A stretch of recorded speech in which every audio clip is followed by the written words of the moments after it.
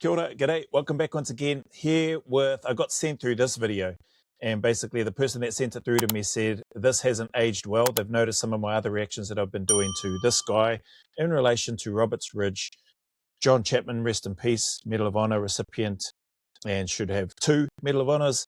And this guy who I've dubbed Britt Fraud-Bin-Ski or Britt Scum-Bin-Ski. So I haven't seen this video, but reading some of the comments, I'm willing to bet that he probably doesn't even acknowledge, or this is probably around about the time whereby I'm guessing the ISR footage isn't known or seen in relation to John Chapman. So let's jump into this and we'll see what he has to say. Operation Anaconda was 6 months after 9/11. My team's mission that day was to put in an overwatch position supporting conventional forces in the valley below. Through a series of changes to our mission, we landed on top of the mountain, and as soon as we landed, our helicopter came under RPG, rocket propelled grenade fire, and heavy machine gun fire. One of my teammates during that, when all that commotion was going on, fell from the helicopter. That was Neil Roberts. Our helicopter was airborne when he fell out, and the helicopter, through a great effort of the air crew, we crash landed in the enemy territory in the valley below. After we secured that helicopter, made it safe, I made the decision that we're going to make a immediate rescue attempt to go back and get Neil. And it was then that I led the team back up on top of that mountain, made several attempts, several assaults on enemy. Are you serious? He's talking about that he led the team and he made the several assaults up on that mountain? Wow. No wonder the guy sent me through this link and said, you'd want to have a look at this. This hasn't aged well. Fighting positions, using hand grenades and other bombs from aircraft very close to my position to effect that rescue. So the battle... This to me explains why in one of the other interviews where he's been interviewed by that lady for Fox News, I think it is from memory, that I've done a reaction to. This explains why he didn't talk about John Chapman there either. Like very little did he talk about John Chapman, even though she said, you know, obviously this drone footage is out now. It's like he just doesn't want to acknowledge that that exists or that John Chapman did what he did. And that his actions, blinking slime bag over here, just is still, yeah, I don't know what's wrong with this guy. Doesn't want to acknowledge John Chapman. I get it. This must be before the drone ISR footage comes out. But man, what a loser. That's my take anyway, listening to this guy so far. And even then on the other reaction I was talking about, he seems to be all about him. His little Scouts Honor oath or whatever it was, and he did this and he did that, like this guy, all about him. It's like, bro, you gonna even mention John Chapman's heroics and the fact that he earned 2 Medal of Honors and that he should be the only one from your patrol that was awarded a Medal of Honor twice? Battle all in total was about 23 hours. The actual combat piece of that was probably about 14. You know, we crash landed in the valley and had to call another helicopter to come pick us up. And my mission at that point, you know, originally I had my first mission was observation post. Second mission then becomes rescuing my teammate. Third mission was now the rescue of that air crew. So that's what I did first. I rescued that air crew, got them to a safe location. To do that, I had to get another helicopter. From that safe location, then I could turn my attention towards Neil. And I had some information that Neil was alive. So thinking through this, even, you know, those people that are in command, that you have a burden, you have a responsibility towards your people. And I knew Neil was in trouble. I knew he was in the midst of the enemy, a numerically superior force, numerically superior to me. They had me outgunned. They were at extreme altitudes. We were in extreme temperatures, and pretty much operating at the extreme end of all our aircraft capabilities. So a lot of things were not going in our favor. But I didn't think that I could wait until that time when things were in our favor. I didn't think my teammate had that time. So as you can imagine, quite a very difficult decision to make. I knew at the time going back up there was going to. Not really. Doesn't sound like a difficult decision. Like if you've got the inkling that your mate, in this case Neil Roberts, is alive, it's like, get that other chopper here as soon as we can so that we can get up there. Like that doesn't seem like a difficult decision. If he's talking about from the leadership that aren't there on the ground, maybe for them it is, because they're thinking, you know, we're now one chopper down, we're potentially a soldier down, we're going to send more, another resource, another asset, send more troops up there, what could happen, etc. From their perspective, maybe, but from on the ground, like, I'd like to think you'd be thinking, get me another chopper, we need to get back up to where our mate is. He's all on his own. Be a one-way trip for me. So I'm sitting in this helicopter, my second helicopter of the evening, thinking through the process, the decision to go back. And as you can imagine, a lot of things going through my mind. And this one thought kept coming back to me. And this thought in my head was the opening lines of Boy Scout Oath. On my honor, I'll do my best to do my duty. On my honor, I'll do my best to do my duty. On my honor, I'll do my best to do my duty. He liked repeating that 3 times. He did that in the Fox News interview as well. I think he's maybe added a few extra words on the end, but this was obviously before the drone footage came out, and then Fox News has interviewed him about it. Finally, I started listening to it, that I have not done my best yet to go get my teammate. So I made the decision that I'm going to go get my teammate. And I briefed my team. I looked at all of them. I said, eyes on me, eyes on me. They all looked at me. I gave them the situation, gave them the orders, and we told them we're going. It was at that time that the pilot of the first aircraft that got shot volunteered to fly us. His name was Al. Volunteered to fly us back.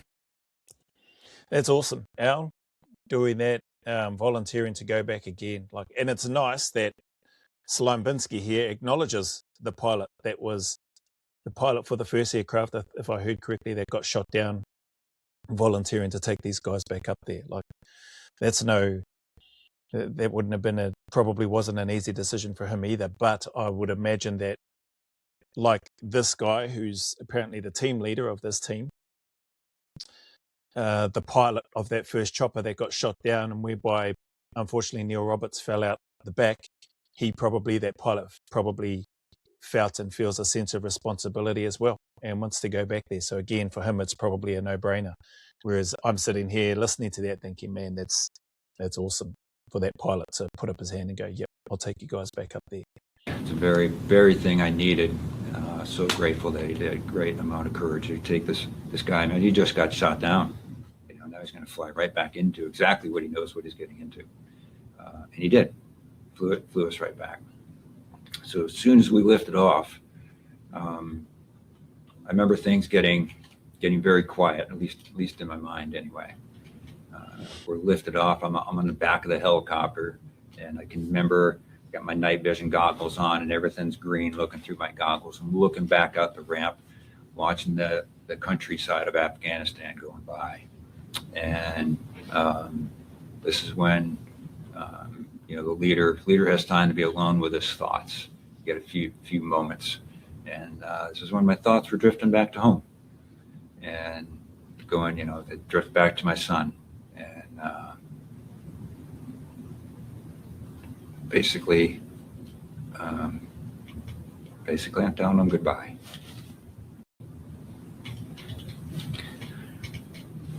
So, yeah, I love you. Sorry for what's to come. And that's the last I thought of it. I compartment. That part's probably genuine and true. I could have Like I said, the guys, when I've done the reaction to, even to this guy in his interview, but that drone footage, there's no denying what this guy, even though I call him Slime Binsky, I'm calling him more Slime Binsky and Scum Binsky because of the way he's not acknowledged John Chapman, his position on the Medal of Honor Museum, on the board, and not giving John Chapman a prominent feature, instead giving himself one. And just what I've heard him talk about at the start, he's making it sound like he did the assault on that first bunker and was leading the charge, when it was clearly John Chapman in the ISR footage, the drone footage that we've seen.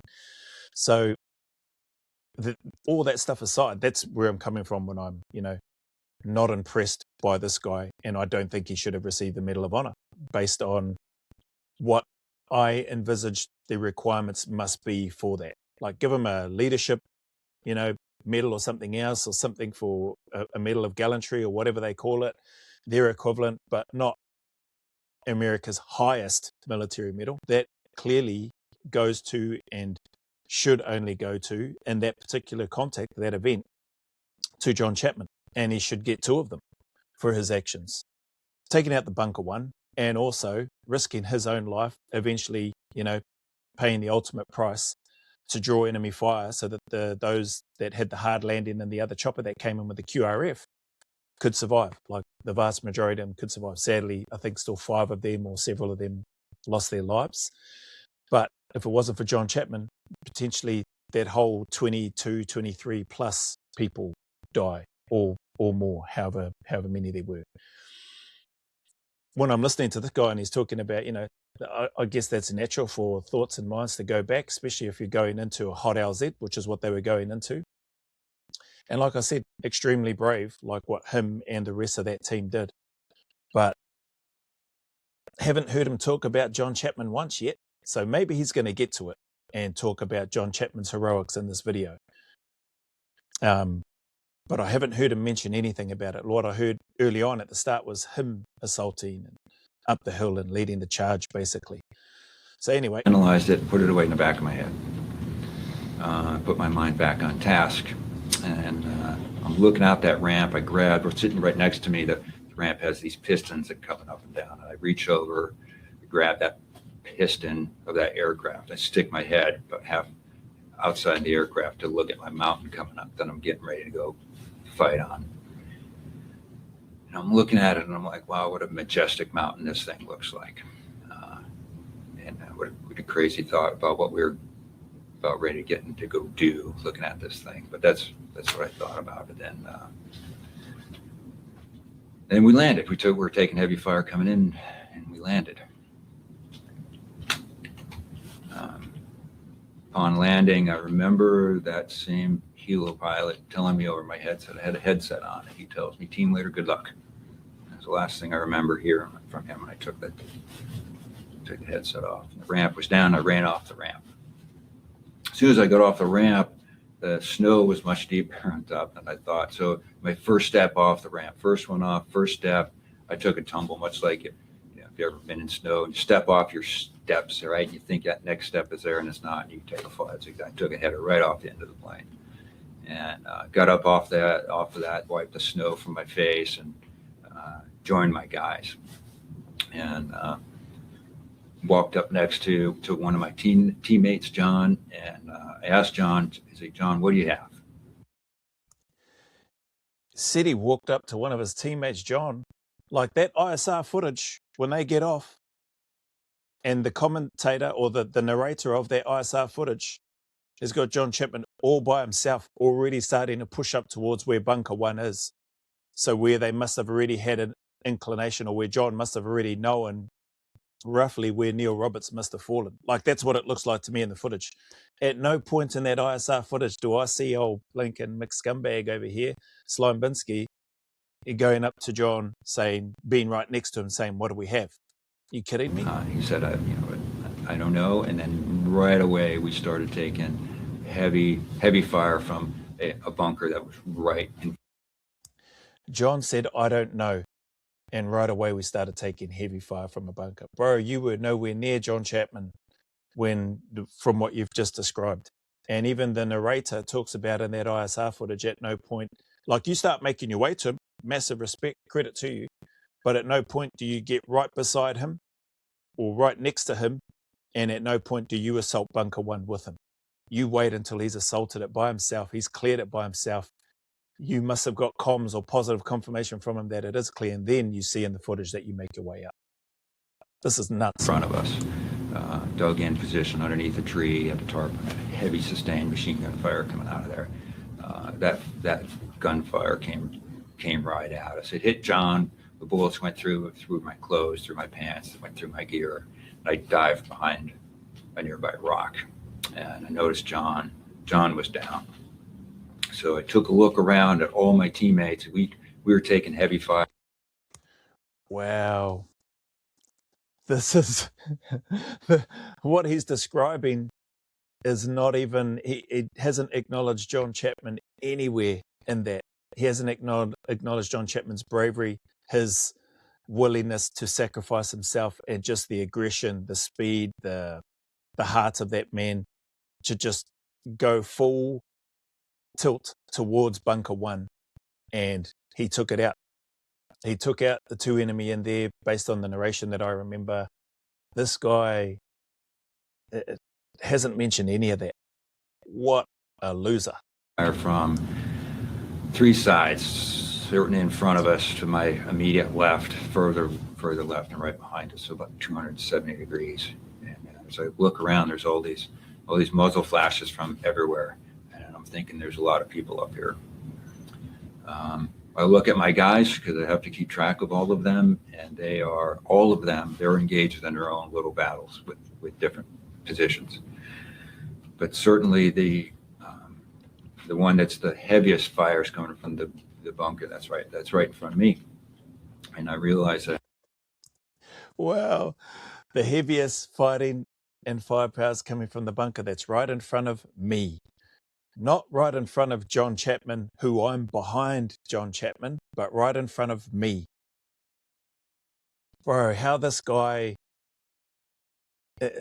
clearly he's not all there, right? Like he'll lean on, that's not my experience, my recollection, what I observed, because he was there on the ground, right? I acknowledge that he was there on the ground. But the ISR footage paints a very different picture to the bunker that's right in front of you. It was in front of him, don't get me wrong, but in between him and the bunker was John Chapman.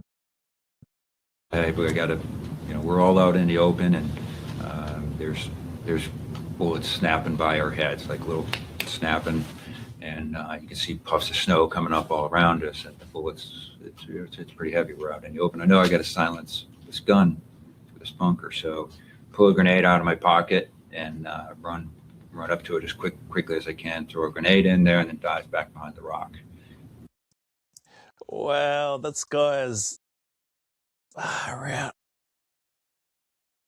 And he's sitting there sharing this story of his heroics with a straight face. Did he not like John Chapman or something? Like, was there something that John Chapman did that he didn't like? Were they just not good mates? Like, it is mad to me that this guy, Britt Fraud-Bin-Ski, can be sitting here telling this story of his heroics, which is just not true. And the ISR footage paints the truth in a very different picture. Crazy, man. Grenade goes off, shooting stops, and then starts right up again. So this time I'm going to do it again with another grenade, but make sure I'm a little bit more accurate. So I get up to the bunker that's shooting at me, and I throw the second grenade in. I can literally see it in the air hit. There's a tent underneath the tree that's there. The snow's on it. See the grenade hit. There's some snow pop up. You see it roll down right into where the muzzle flash is coming from. I'm like, oh, this is going to be good. It goes off, but the gun only stops for a second and starts shooting. So again, this point, I'm out of grenades. So I use my rifle.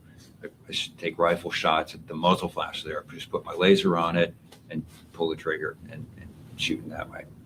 Then I use my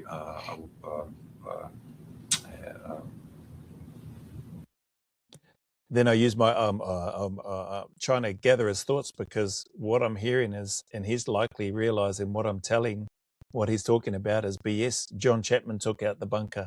You see it in the footage, and then you go weasel your way up to the bunker after John's already done that. This is mad, bro. Far out. No doubt he was involved in a massive contact, fighting for his life, literally. Him and the members of his team. Like, there's no denying that at all. Bravery, courage, all that sort of stuff to get on the chopper, to go back up, to get off, to then start fighting up. He did make his way behind John Chapman, like I said. Like, there's no denying that. Like, he's massively brave in the courage that he's shown. But to then sit here and then be telling lies about what he supposedly did versus what John Chapman actually did, and the drone footage picks that stuff up. Mad. A 40 millimeter grenade launcher that I have. And I use that to suppress the fire, the enemy fire that's coming at us from the left and behind us, because I'm too close to the other bunker for it to work. So I use all those grenades that slow some of the enemy fire down a little bit, and I throw that gun away. Now I need to readdress the bunker where we're taking all the heavy fire from. So to do this, I'm going to do something a little different. I take my M60 gunner. It's right to my left. I take him and I put him on top of that rock, and I tell him to fire point blank down into that bunker. And you see the footage of that in the ISR footage, where I think they then say the guy with the modified M60 then gets fragged by a grenade and comes tumbling down, so gets injured. So this part sounds accurate, like him sending one of his team members with the gun up onto the top of the feature to fire down into the other enemy bunker position. Shoot left, right, inflating fire into it. I'm going to come around behind him from his left, and he's going to shoot right in front of me. He hasn't come into the bunker, and that's the plan. He starts shooting right away. Big flame coming out of his gun. I can feel some of the heat coming off his muzzle flash almost, and then this brass coming out of the gun's coming out so fast it's really hitting me in the face. And I was like, I got to get away from that. I roll off the rock, and just as I start getting into position, an enemy grenade comes out of that bunker, blows up, and knocks my machine gunner down, and he's wounded now. So this is a time I look around at all my guys again, and I see there's still heavy amounts of fire coming in. I look over at John. I'm seeing no movement from John. He's in the exact same spot under the tree where I last saw him. And I realized that because we're out in the open, life expectancy now is going to be measured probably in seconds. So I got to do something a little different to secure this top of the mountain. So I make the command to so I realized I got to do something to something different up here. So I make the command that we're going to reposition my force just to another just over the side of the cliff. I'm going to consolidate my team, like bring them all together, and then we're going to use close air support from jets and other aircraft to suppress enemy fire. Then I'm going to reoccupy the top of the mountain. And if I recall correctly, some of that close air support that they're talking about that they showed in the footage, I don't know who called it in, whether it was this guy. I think he's mentioned that he called in the close air support, so I wouldn't be surprised if he said it was him. But it seemed like it was on top of Bunker 1, which was the position that John Chapman already took out and had dominated, secured. It was Bunker 2, which was just off to the side, which was Blinken hammering them once they got into Bunker 1.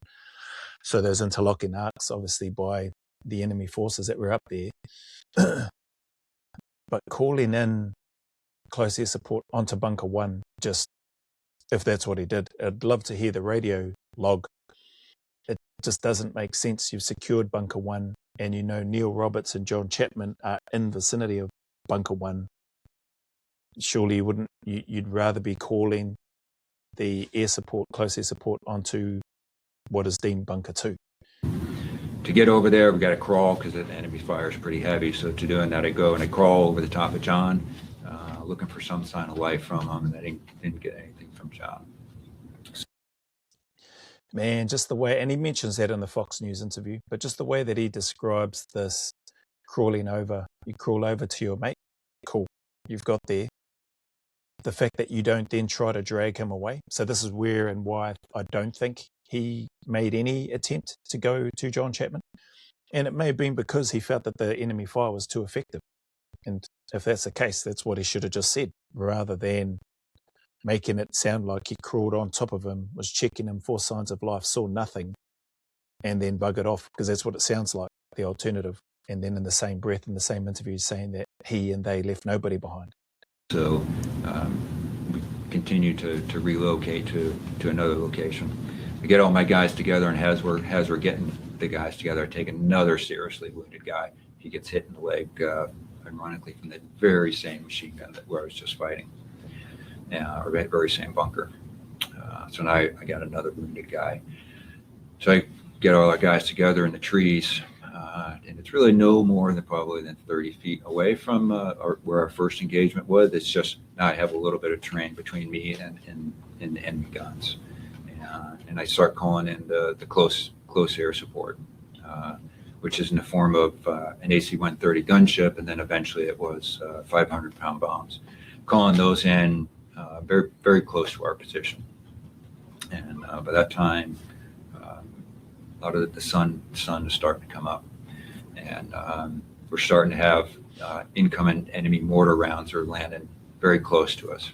They know they're enemy mortar rounds because the gunship reports that there's an enemy mortar firing on us. So we're in the trees, so I have to move my guys to some rocks a little bit further down the hill just to give them a little bit of cover from that fire. So from that position, I reach out, the QRF, the Quick Reaction Force, shows up, and very surprised that they come around, the helicopter comes around the side of the mountain. I remember them very suddenly flying right over the top of our position, and I can look at the bottom of the plane, helicopter, and I can still see all the rivets on the bottom of that plane, and it dawns on me that they're going to land right on top.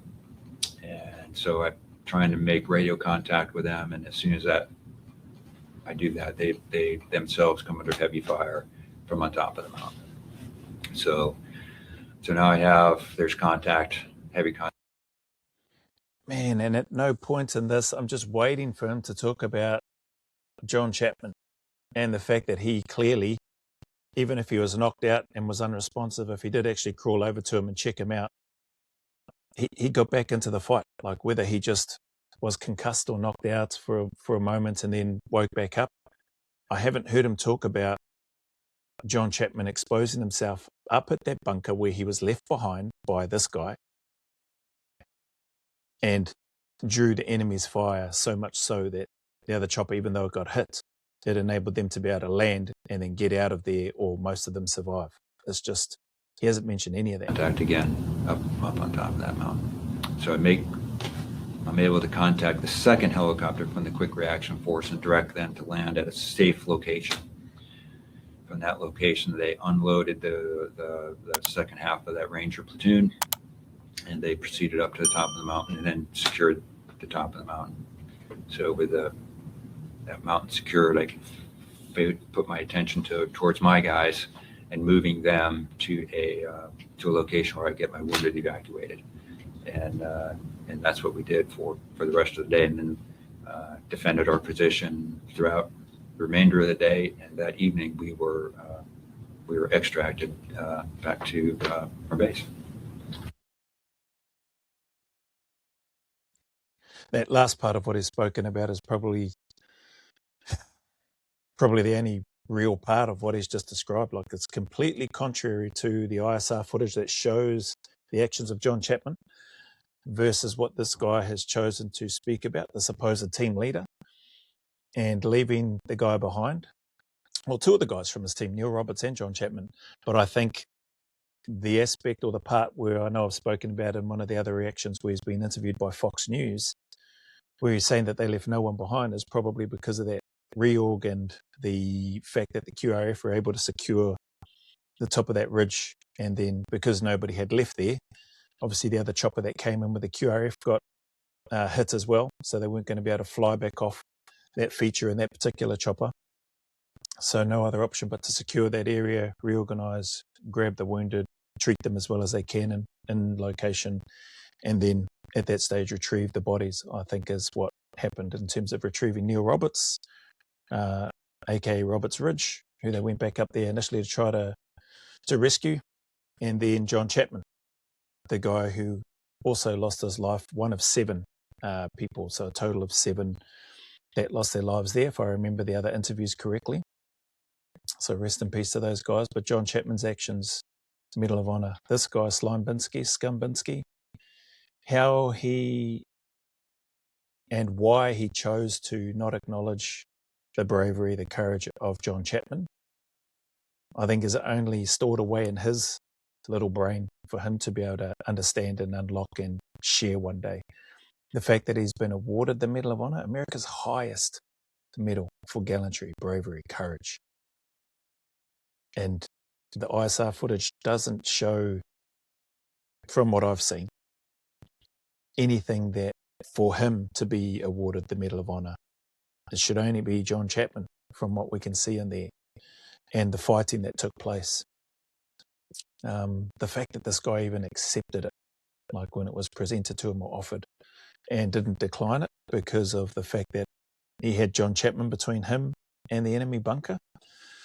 It's just crazy to me, like why and what's going on in this guy's head with regards to accepting something like that for actions that he knows he didn't do, and that the drone footage clearly captures that it was somebody else. Even his description, right from getting off the chopper to then being right next to John and then asking him, what have we got, when John Chapman was all on his own right from the start, and then started the assault all on his own and doing what it was that he did, is just crazy to me. Poor integrity, just low, like scumbag, Scum-Bin-Ski. That's my honest take of it.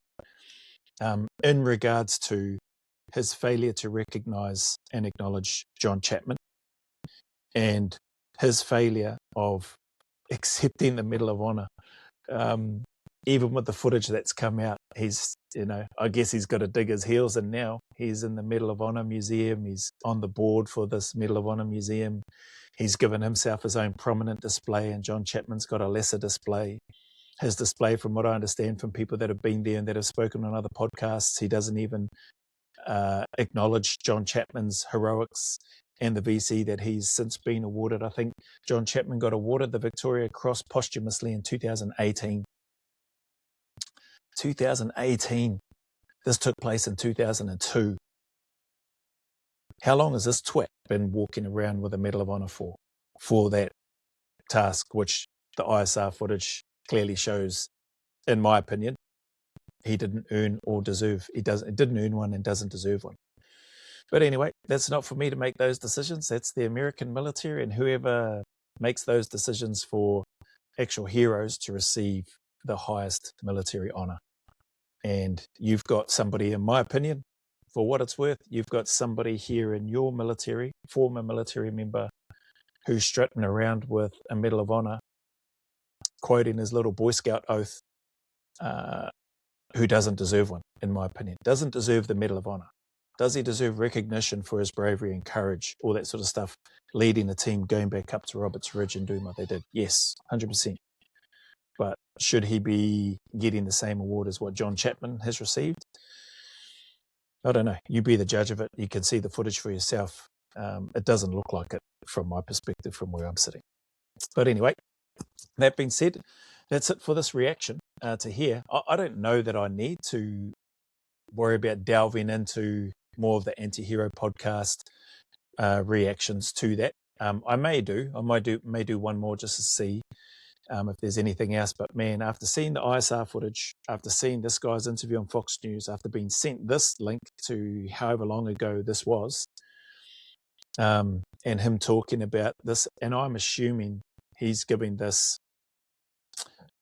retell of his version of events, before the drone footage came out, because as I've heard, the drone footage from this event where John Chapman is clearly seen on there, based on the narration that happens, comes out years after. Years after. So I'm assuming it's years after this guy's received the Medal of Honor.